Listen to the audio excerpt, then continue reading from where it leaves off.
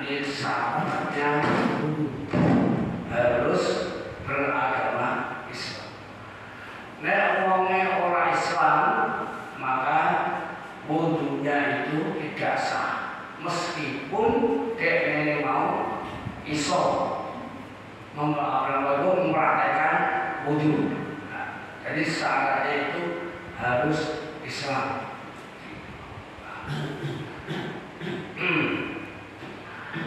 Yang kedua, tamyiz. Tamyiz itu bisa membedakan hal yang baik dari hal yang buruk.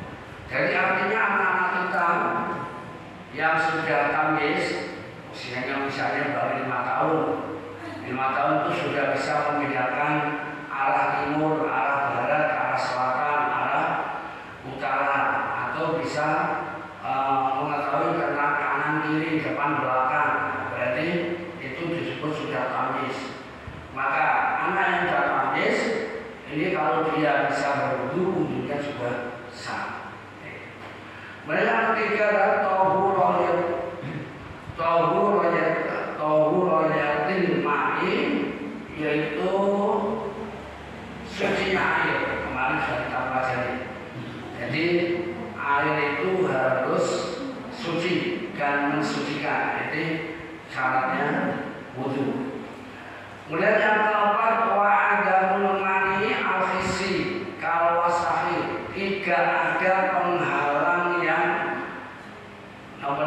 nampak seperti hanya kotoran. Nah, ini yang harus kita perhatikan, karena setiap hari kita itu beraktivitas, maka tidak lepas dari kotoran yang menempel di tubuh kita, terutama anggota wudu. Apalagi kalau kita kerjanya itu kerja serabutan, ada yang sawah, ada yang rumah. Nah, ini kalau kita kerjanya serabutan, bukan orang kantoran ya. Kalau orang kantoran lebih bersih. Tapi kalau kita itu serabutan di sawah atau di pasar dan seterusnya, ini biasanya ada beberapa kotoran yang menempel pada anggota tubuh kita, terutama pada kuku. Bagi kita yang suka minum kuku atau tidak minum kuku, perhatikan itu. Kalau kita mau berwudu, kita lihat apakah di bawah kuku ada kotoran atau tidak. Nah, baik kuku tangan maupun kuku kaki. Ini harus kita perhatikan. Kemudian kita lihat juga tangan kita, ya, adakah lumpur atau tanah, atau mungkin kita itu kerjanya itu membetulkan sepeda motor bengkel, ya, misalnya oli dan seterusnya. Pokoknya semua hal yang itu menghalangi datangnya air kepada anggota wudu.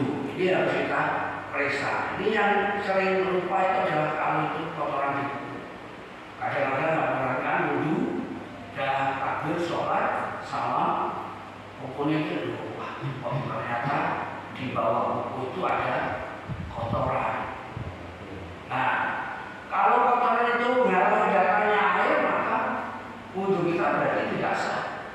Kalau wudu kita tidak sah, maka berarti sholatnya menjadi tidak sah. Jadi harus kita perhatikan betul sebelum kita berwudu. Mulanya apa? Ada sunnah-sunnahnya wudu, ya. Ketika kita berwudu, sunnah untuk membasuh kedua telapak tangan. Ini dengan cara ngakurannya seperti ini. Nah, seperti ini. Dia ketika masuk, karena apa? Kotoran itu biasanya suka nempel di sela-sela tangan. Nah, ini kita dianjurkan untuk membersihkan telapak tangan terlebih dahulu. Karena tangan itulah anggota tubuh kita yang paling banyak bergerak. Nah, ini dimungkinkan ada kotoran-kotoran yang ada pada anggota wudu, sehingga harus diperhatikan. Kemudian yang selanjutnya, wa'adamul mani asyar'i, tidak ada penghalang yang bersifat syar'i, syariat. Contohnya kal haidi wan nifasi, khusus bagi perempuan, tidak punya haid dan tidak punya nifas. Ini untuk perempuan. Kalau perempuan sedang nifas, maka tidak boleh dia melakukan wudhu. Kalau toh dia berwudhu, maka wudhunya tetap tidak sah karena ada penghalang syar'i yang tidak bisa dihilangkan, yaitu hukumnya. Selanjutnya yang ketujuh adalah dukhul waqti fi haqqi dzil nurati. Sudah masuk waktunya sholat pada pribadi seseorang yang mempunyai kedaruratan. Umpamanya ana wong iku wau diganjar loro beser. Besernya gue beser uyuh, gue beser mentut. Ini berarti kalau darurat mempunyai kedaruratan pada dirinya. Nah, orang yang mempunyai darurat ini tidak boleh berwudu sebelum masuk waktunya sholat. Jadi misalnya orang itu ada penyakit beser uyuh, maka sebelum waktu subuh ada dikumandangkan, kalau dia berwudu, maka wudunya tidak sah. Termasuk orang yang beser angin, ini juga begitu. Jadi pelanggaran beser itu apa? Kalau orang itu orang iso bersuci sampai selesai, itu sebatannya. Jadi lagi masuk wajah, bisa tuh. Kali ini, kali ini masuk wajah katakan, wis untuk menaik. Jadi orang mengatasi untuk menyelesaikan wudhu dalam waktu yang singkat itu orang iso. Berarti kayak ini wis termasuk orang yang darurat. Nah, kalau semacam ini maka bagaimana wudhunya? Ya tetap dia berwudhu normal. Jadi sengaja baru masuk wajah dulu, baru masuk tangan untuk menaik, baru masuk mengusap rambut kepala untuk menaik, belum sampai basuh kaki untuk menaik, basuh kaki untuk terus ya. Itu tetap dia wudhu sampai selesai. Kemudian segera ikut sholat, ya. Segera ikut sholat, nggak boleh ditunda-tunda peroleh, kecuali agar termasuk itu menjadi jamaah. Kalau nggak ada pelaksanaan, maka nggak boleh kemudian baca ujian di sini, barang itu peroleh, apalagi jago sih peroleh. Jadi begitu selesai wudhu, bagi orang yang menyadar tadi harus segera sholat. Oh Allahu Akbar, naik dulu, naik. Bismillahirrahmanirrahim, mentut naik, dan selesai. Ya, sholatnya tetap sah. Kenapa? Dia darurat. Nah, termasuk juga ini dialami laki perempuan atau perempuan, dia istihadah, ya, istihadah. Itu keluar darahnya terus ya.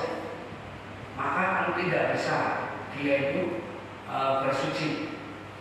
Nah, bagaimana? Ya kalau bersuci biasa, kemudian dibuntel, dibalut supaya darahnya tidak sampai menetes. Ya termasuk beser uyuh mau, ya beser uyuh berarti ya jika dibalut oleh sunat kuning. Plastik terus ditali ini, ya, atau pempes, ya, pempes praktis. Nah, seperti itu. Soalnya apa? Kalau sampai netes, itu nanti kan najis. Naik najis berarti sholatnya jadi batal. Makanya ini adalah syaratnya orang berwudu yang harus diperhatikan oleh kita ketika kita hendak berwudu, terutama mau kotoran di kuku. Kalau tidak itu termasuk wong sing seneng minum buku. Ini soalnya aktivitas musuh lali. Ini syaratnya wudhu. Saya fardunya wudhu. Fardunya wudhu itu ada 6. Yang pertama adalah inda ghuslil wajhi, ketika membasuh wajah. Nah, wajah kita Bapak Ibu rahimahullah, ini kalau diukur dari bawah ke atas adalah dari tempat tumbuhnya rambut sampai dagu. Ini kalau malang bujur dan bawah ke atas. Kemudian kalau malang wanita ini dari telinga kanan ke telinga kiri atau kiri ke kanan. Ini adalah wajah. Nah, kalau ada orang bercambang, godek, ya misalnya laki-laki, godek ketol ini, kalau godek itu tidak termasuk wajah. Ini mau ngomong godek ketol ya, nah, orang termasuk wajah menurut keterangan ulama. Jadi wajah itu harus dibasuh. Nah, niat itu disertakan baru dengan membasuh wajah. Jadi orang pas basuh tangan Bismillahirrahmanirrahim itu sunnah. Awaitul wudu al-rahman dasai asori sunnah. Ucapan itu sunnah. Tapi itu belum masuk niat. Belum masuk niat. Mengapa? Karena niat itu dikerjakan oleh hati bareng dengan pekerjaan ibadah yang kita lakukan. Nah, ibadah kita lakukan itu apa? Wudu. Yang kita basuh pertama apa? Wajah. Maka niat kita barengan dengan membasuh wajah, baik wajah atas atau sebelah kanan, sebelah kiri atau dari bawah. Ini, jadi begitu ini kita minum air, kemudian kita masukkan ke wajah kita, hati kita nawaitul wudu. Jadi ini kita masuk. Artinya menjadi nawaitul wudu masuk. Nah, kemudian kalau basuh wajah harus dirasakan, karena ada yang basuh wajah itu memang. Jadi misalnya ini kita basuh wajah, ini tok, ya ini tidak ada. Makanya kalau basuh wajah, nah terus diratakan, itu, ratakan. Jadi jangan sampai basuh wajah coba. Dan jangan lupa air yang ada di telapak tangan itu mengalir. Ojo sampai ini, jadi ini seperti ini. Ya. Kalau ini nanti tidak ada airnya, ya. Kalau di luar seperti ini, jadi cekung. Nah, kalau cekung seperti ini kan ada air. Kalau begini kan tidak ada air. Kalau tidak ada air, kan jangan mengusap. Padahal wajah itu dibasuh, bukan diusap. Jadi kalau seperti ini kita wudunya, nah kita ginikan kan nggak bisa. Nah ini berarti menjadi mengusap. Tapi kalau ini buat cekungan seperti wajah ini, maka airnya masih ada namanya membasuh. Oke, jadi supaya diperhatikan kalau kita jadi membasuh, nah seperti ini dirotok. Jangan sampai cuma ini kaki di sini. Nah, karena kita jatuh waktu wujudnya tidak boleh seperti hujan di sini. Ini yang pertama, yaitu niat ketika membasuh wajah.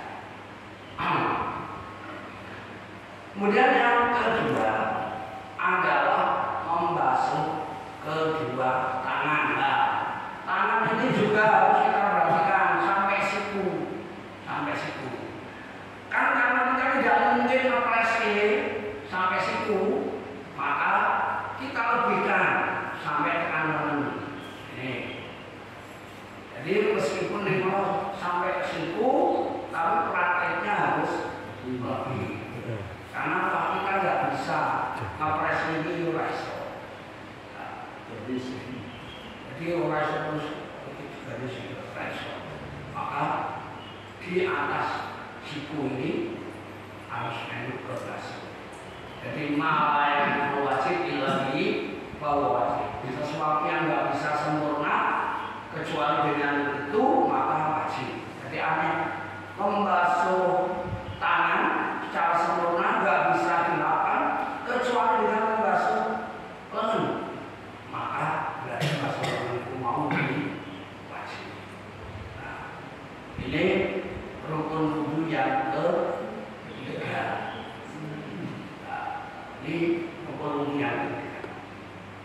Kemudian yang keempat adalah mengusap sebagian kepala. Nah, sunnahnya adalah itu istiabrasi, iso. Tapi wajibnya adalah kalau Imam Syafi'i itu minimal 3 helai rambut, ya, 3 helai rambut kepala, 3 helai rambut kepala. Rambut itu rambut yang ada di kepala, ya. Rambut yang ada di kepala. Kalau ada orang rambutnya panjang misalnya sampai sebahu sampai sebahu ini. Kemudian yang diusap adalah rambut yang bau ini, ujung-ujung yang ada di bau ini tidak sah hukumnya. Karena apa? Sudah keluar dari hadur roksi, batasan kepala. Jadi munculnya di bumi. Ya, misalnya ada yang rambutnya itu oleh saat bohong, kalau dulu itu banyak perempuan yang rambutnya itu panjang-panjang. Makanya orang dulu sabar-sabar. Soalnya rambutnya sendiri apa sabar? Rambutnya dowo-dowo. Kepangan. Nah, saya ini orang pakai sabar, soalnya kok rambutnya cekak. Lho kok iso ngono? Nyatanya dia sabar kalau rambut soalnya orang potong kan berarti sabar. Oleh itu kemudian pegang terus pokoknya usah. Oleh itu, jadi karena apa? Sudah keluar dari hadur roksi. Ini ya dari kamar. Jadi rambut kepala rambut yang ada di kepala. Nah, sunnahnya adalah istiabrah itu ini. Jadi kita ambil kedua telapak kita masukkan dalam air, terus ini yang paling jempol, tarik kita telinga kita, kemudian ini kita tarik ke belakang, ya, kita tarik lagi ke depan sampai nanti model mati, ini tentu, ya, baru ujung mati ya, ya, disunahkan, itu sunnahnya. Mengapa? Karena kalau selain pada sapi itu siapa sih wajib. Jadi rambut kepala dibasahi kabeh ini wajib. Tapi kalau saja cukup 3 helai rambut saja, enak kok. Jadi ambil ini, itu aja sunnah, ya, wajibnya 1 kali. Ini istiabrah. Yang keempat, mengusap sebagian kepala. Lainnya mana rambutnya ya kepalanya yang diusap. Sama halnya misalnya dengan pertanyaan tadi. Batasan wajah itu dari tempat tumbuhnya rambut, kepala sampai dagu. Nek wong iki botak sejak lahir batasannya kepala wajah itu sok endi? Ya sok umume ngene ning ndi tumbuh rambut iki mau ya. Ora sampe dia baca. Lah nek botak berarti langsung diguyur gitu. Misalnya diguyur boleh enggak? Ya boleh seperti wajahnya itu kan basuh. Kalau orangnya bukan, jadi ada yang bukan ada rambutnya tapi orang rokok. Bapak Ibu rahimahullah, yang kelima dalam membasuh kaki. Nah, iki kadang serupa wong mau ya basuh kaki kok ana sing rasa-rasa. Jadi misalnya keran, nah ini tok iki. Ya, ini kuasi tedang-tedang ya wis. Lah ini bahaya ini. Jadi kuah itu akok. Jadi celah-celah bagi orang yang membasuh kaki itu tidak sempurna. Makanya hati-hati. Jadi api dan begitu kita untuk kaki ono paling bagian ini, maka kita gosok. Ya, seperti sunnah ya. Jadi dari ini sampai ini prakteknya membasuh kaki. Dan terutama belakang itu, sing lali tadi. Saya katakan ono sing membasuh kaki itu cuma gini toh. Jadi orang diperhatikan. Jadi supaya kita perhatikan kalau kita ujung basuh kaki. Dan sampai tungkaknya orang kena. Kalau tungkaknya garing, maka mungkin jadi tidak sah. Nah, itu artinya kan dari celaka. Kenapa? Karena wudhunya tidak sempurna. Karena orang-orang yang berwudhu Bapak Ibu rahimahullah itu nanti buruan mengajarin. Jadi dari kiamat itu mencorong wajah dan tangan sampai dipanggil malaikat itu jadi sopo. Oh itu mereka umat Rasulullah yang menyempurnakan wudunya. Buruan itu mencorong wajah wajahnya dari tangan dan kakinya semuanya. Jadi umat Rasulullah itu sing wudunya kena ya semoga termasuk dengan semuanya. Ini nanti dari kiamat akan berseri-seri wajah-wajahnya. Ya. Oleh karena itu maka patut kiranya kita memperhatikan ibadah kita khususnya sholat, jangan sampai sholat kita itu menjadi tidak sah karena kita kurang memperhatikan cara bersuci kita. Kemudian terakhir adalah tartib. Tartib itu jelas, tartib itu berarti yang awal yang didahulukan, yang harus diakhirkan. Ini rukun wudu dan syaratnya wudu. Lalu rahmatullah katakan yang kita aturakan pada hari ini, kalau ada yang belum mau ditanyakan, kalau kiranya itu sudah ada sebagai review pengetahuan kita, sudah alhamdulillah. Kembali. Ini pertanyaan kemarin Pak. Untuk berwudu kan harus memakai air suci dan mensucikan.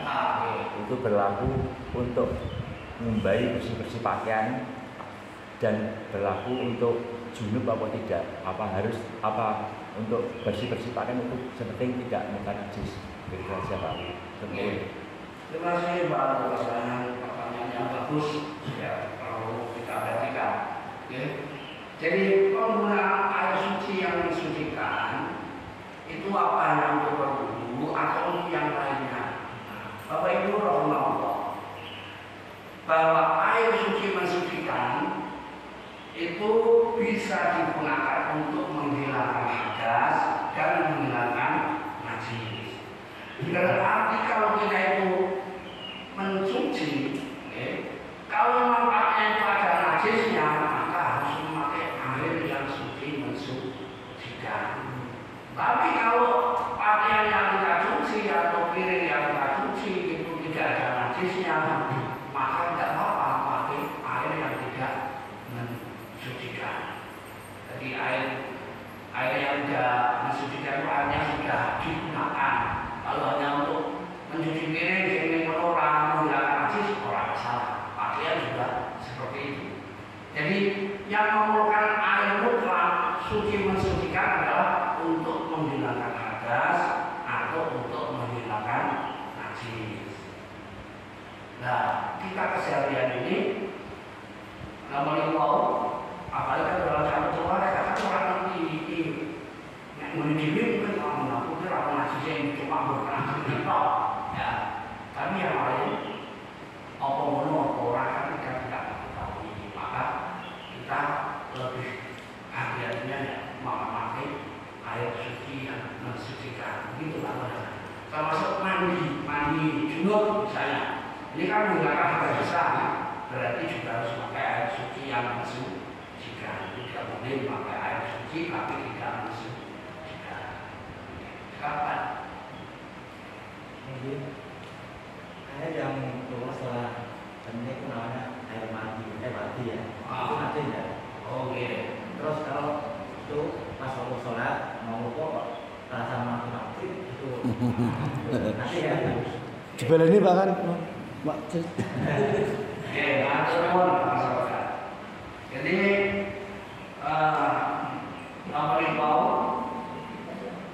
seseorang sholat wudu kemudian merasa ketika rukuk ana kelor-kelor. Ngono ya. Itu orang itu mengalami moral. Itu membatalkan sholat atau tidak. Dan yang keluar itu najis atau tidak. Bapak itu harus ngomong. Jadi yang membatalkan wudu itu adalah segala sesuatu yang keluar dari dua jalan. Nah, kalau sedang sholat kok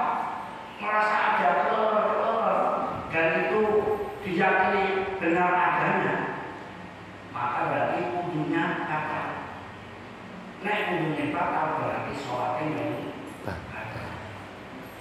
Dan itu termasuk najis. Maka berarti wudhunya harus diulang. Terus tadi berarti harus disucikan. Disucikan agar dia kembali dan sholat kembali. Makanya ketika kita buang air, kuwi angin duduk. Angin duduk. Pokoknya orang itu ngadep ora panas. Zaman dia tidak ada pulau mau ke pasar karena orang MTK dan sebagainya. Nanti anggaran bocor no, semua ngadep orang-orang. Zaman dia jadi seorang. Iku selain duduk. Kenapa? Karena duduk itu lebih bisa istiqroh. Jadi lebih bisa membersihkan. Tapi den, ya den itu. Biasanya untuk dan semuanya. Tapi pas kewo ikut dipelirit. Orang dipelirit. Kalau yo ben tuntas mau. Terus nek cewek iku ditekan ben mana. Paham ya? Ben mana. Nah, begitu mana kita siram orang juga mana koyo mana lupa. Kasih teh apa.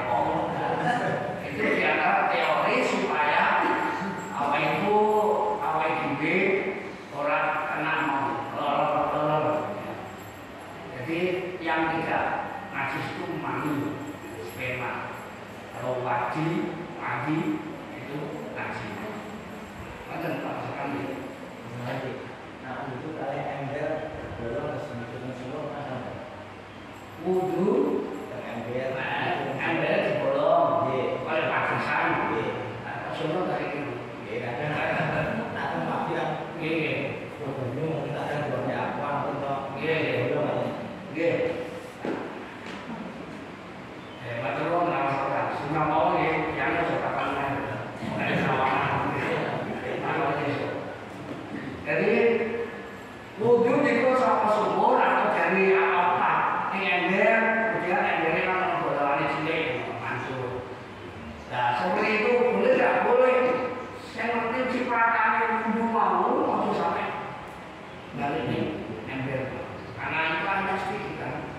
Tapi kalau ember itu mau soko nyetrum soko banyu, sing wudhu mau nyambung, nggak apa-apa. Karena nyambung, kalau nggak nyambung, nggak boleh. Jadi fotografer itu mau, jadi kan baru di ember, terus kerannya mancung, ya, kerannya mancung. Terus sampai wudhu, baru ember kesempatan, asalkan saya sama gue jangan mancung ya, itu tidak masalah. Tapi nek kurang mancung, mampet di keran seperti ini, maka menjadi bersama. Soalnya kalau nek mancung kan berarti nyambung dengan yang di atas. Ada nih, jadi pakai ember cilik, dibolongin orang di pemanasan. Misalnya itu menghemat air. Jadi air itu